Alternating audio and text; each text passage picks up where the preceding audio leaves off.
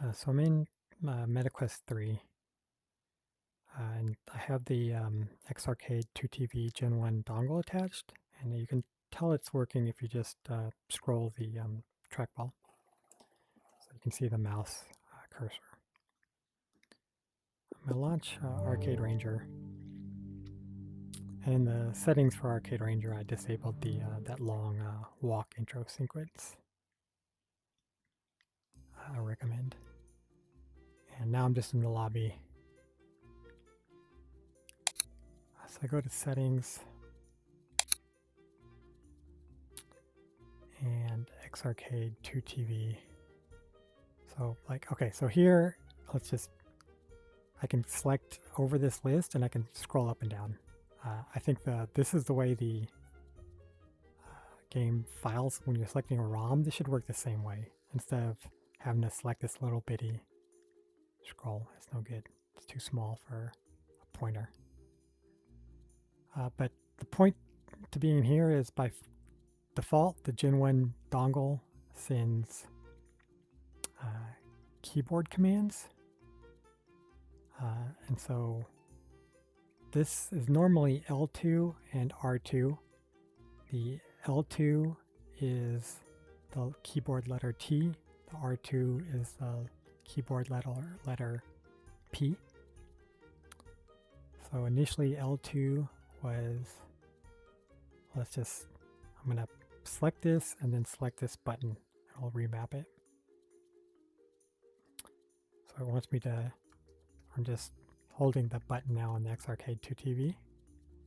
So now this is what it was by default, T and P. I guess I could have done restore defaults, same thing. Let's do that. Yep, there you go. Now, but I want L3. There's a Discord thread that says initially R3, and then I think I edited it back to also add L3. What I need to do is set L3 to, I'm going to set it to this button. So select, I'm going to hold that button. So it moved T, this button, from L2 to L3. And that's going to let us open menu settings in MAME. So that's done. Let's get out of here. Go to Virtual X-Arcade2TV. I'm going to select it, turn it on. I need to select a ROM. So this list, like I should just be able to hover here and scroll, but I can't. Instead, I have to select this little bitty thing. And it just gets smaller and smaller the more ROMs you have. So Centipede needs a trackball. Confirm.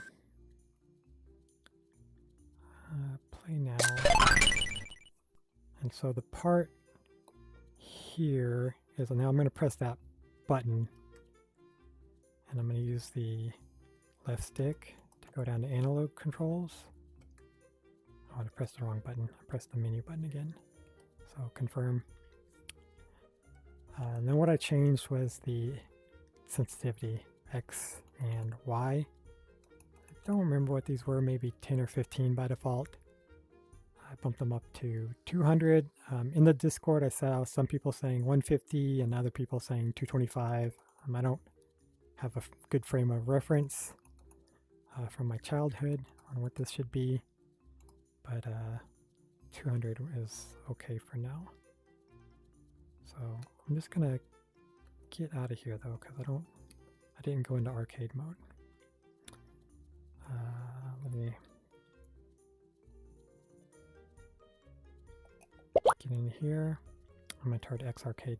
Now I'm gonna actually play it and show it working real quick. So I need to X-Arcade mode on. I'm gonna do the joystick setup.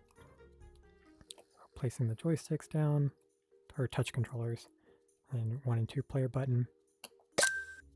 So I'm in. I'm gonna press the left flipper button to insert a coin. Got 1 credit. Now I'm gonna press player 1. So now I'm using trackball. And you can also use the analog stick, the left analog. It's working. So they're both working.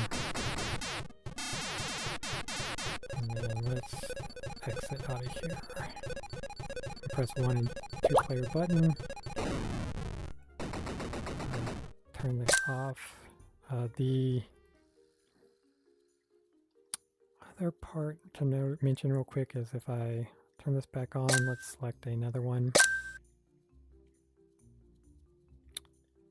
So I know Marble Madness has controls. So this, like I set up Centipede and I assumed based on the menu that this was a global setting. But if I do the L3 again,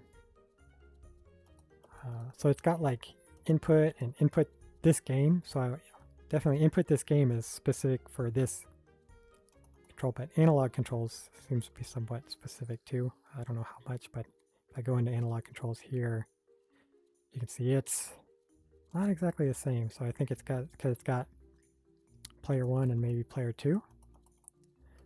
So I had to set these two for here, Marble Madness. I set this to 200 and 200. I guess it was initially based on these. I haven't set player 2 as 30 and 30. But that is how I got